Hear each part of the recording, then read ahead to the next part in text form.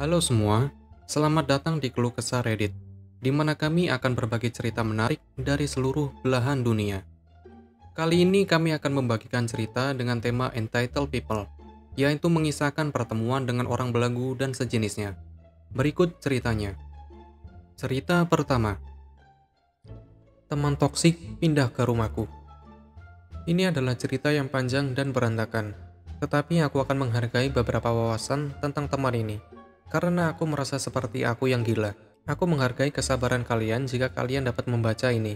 Aku hanya perlu mengeluarkan ini dari pikiranku. Suami dan aku menikah beberapa tahun yang lalu, dan membeli rumah bersama. Kami telah bekerja keras untuk memperbaiki rumah ini. Karena ini adalah proyek pertama kami sebagai pasangan suami istri, dan aku menyukai rumah ini. Suami dan aku memiliki teman yang telah kami kenal selama lebih dari 1 dekade. Mereka dulu berkencan, tetapi tetap bisa berteman setelah putus, yang tidak menjadi masalah bagiku. Namun teman ini selalu memiliki semacam drama.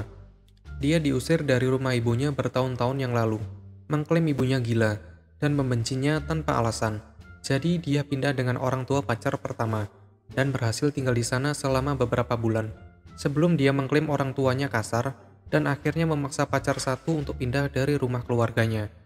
Mereka mendapatkan apartemen bersama, tetapi akhirnya diusir karena dia mengklaim kantor leasing menolak untuk uang sewanya, apapun itu. Dia melanjutkan serangkaian perkencanan semacam ini, pindah dengan keluarga mereka, dan akhirnya menganggap keluarganya pelaku kekerasan, dan memaksa pacarnya untuk pindah bersama. Dan sudah seperti itu untuknya selama sekitar 2 tahun. Siklus yang sama berulang-ulang. Dia bertanya kepada suamiku, apakah dia bisa menggunakan ruang basement kami untuk menyimpan barang-barangnya.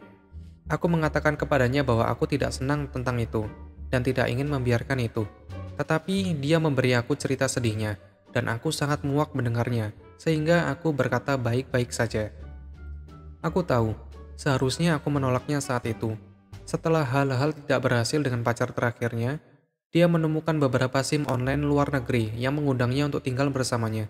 Dia membuat GoFundMe, menyatakan dia menggunakannya untuk memulai hidupnya di luar negeri, dan bahwa dia memiliki tawaran pekerjaan.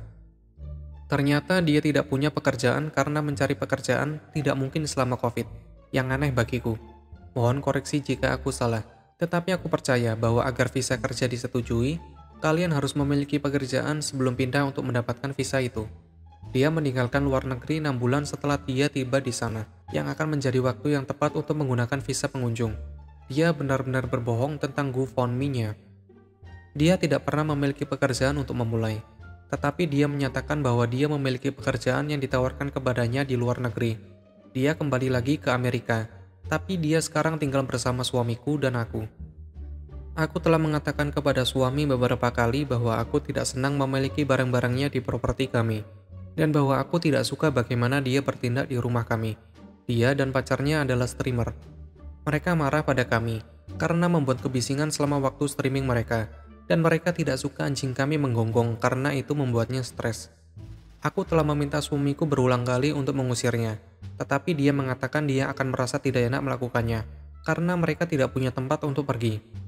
Aku telah mengatakan kepadanya bahwa itu seharusnya tidak menjadi perhatiannya sama sekali, terutama dengan betapa tidak sopannya mereka di rumah kami. Mereka tidak membantu membayar sewa, menyatakan bahwa mereka ingin menabung untuk sebuah rumah. Jadi suamiku membiarkan mereka tinggal bersama kami tanpa biaya sewa, dan mereka juga memakan makanan kami. Namun penghasilan yang dia miliki hanyalah sedikit pita yang mereka dapatkan, karena tentu saja dia tidak bisa bekerja karena alasan A, B, C, 1, 2, 3. Pacarnya tidak punya penghasilan. Aku tahu suamiku masalahnya. Aku 1000% sadar. Aku frustasi pada teman, karena dia selalu memiliki beberapa drama yang terjadi. Dan entah bagaimana dia selalu playing victim. Tak satu pun teman-temannya yang biasa bergaul dengannya ingin menjadi temannya lagi. Dia benar-benar memiliki orang yang tidak ingin ada hubungannya dengan dia.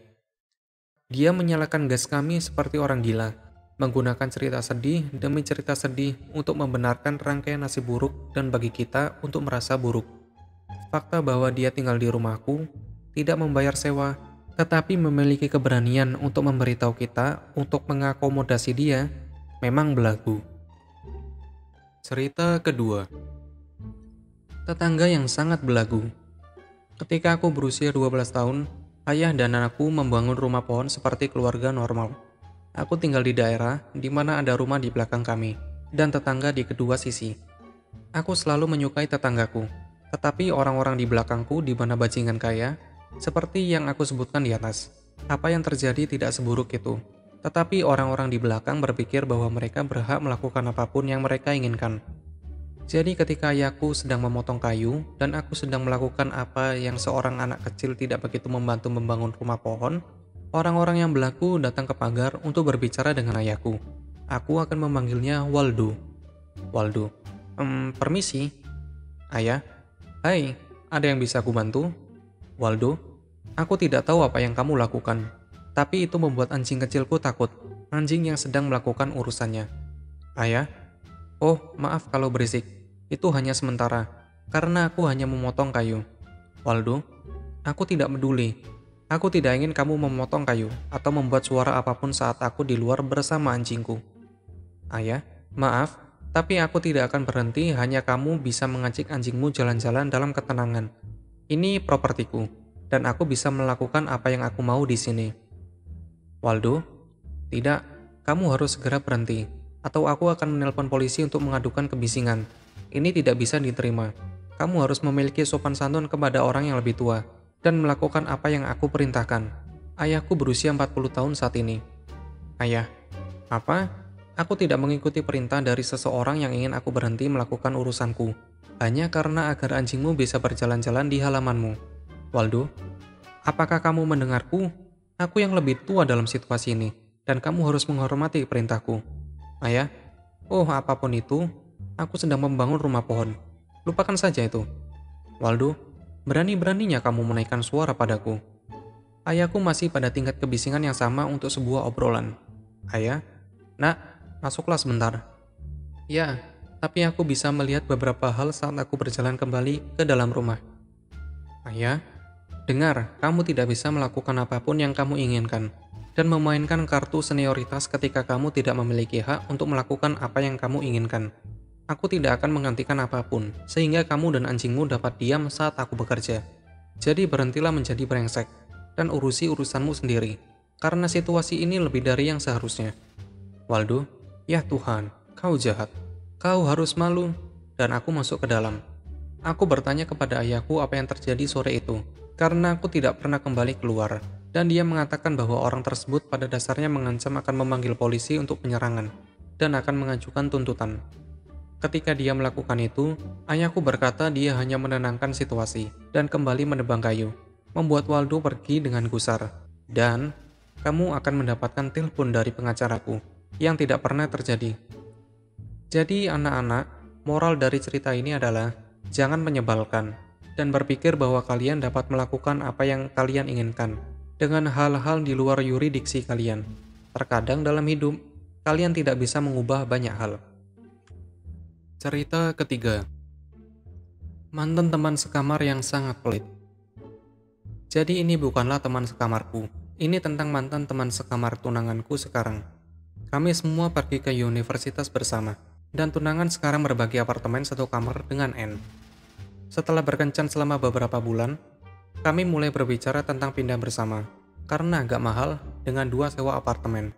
Tunangan tidak ingin meninggalkan N dengan uang sewa penuh, sehingga dia tetap membayar, meskipun kami sering berada di tempatku.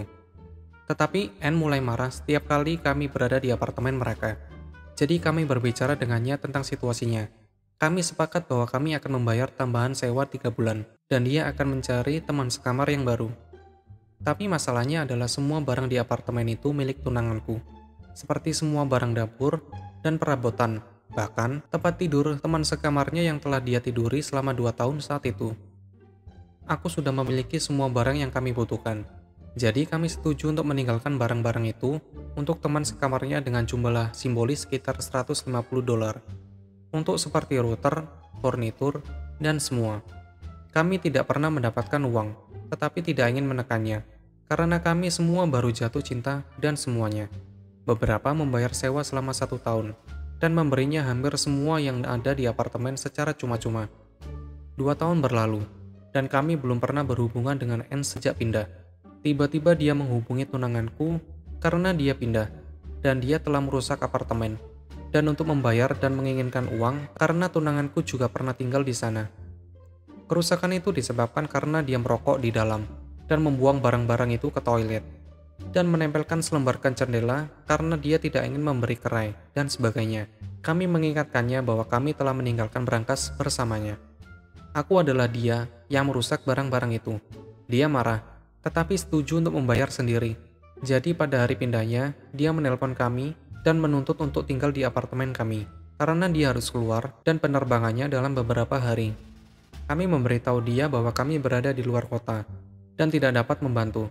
Dia bilang dia bisa mendapatkan kunci cadangan jika kita menyembunyikannya, atau kita bisa meminta seseorang untuk datang dan membiarkan dia masuk. Kami mengatakan tidak, dan dia menjadi sangat marah dan mulai berteriak tentang bagaimana dia membayar kerusakan sendirian. Kami mengingatkannya bahwa kami memberinya semua barang dan membayarnya agar dia bisa menemukan teman sekamar baru. Kami harus memblokirnya karena dia terus bacot. Jadi, itulah yang terjadi. Begitulah ceritanya. Apabila kalian suka, kalian bisa like dan berkomentar di bawah. Jangan lupa subscribe untuk membantu channel ini. Sampai bertemu di video selanjutnya.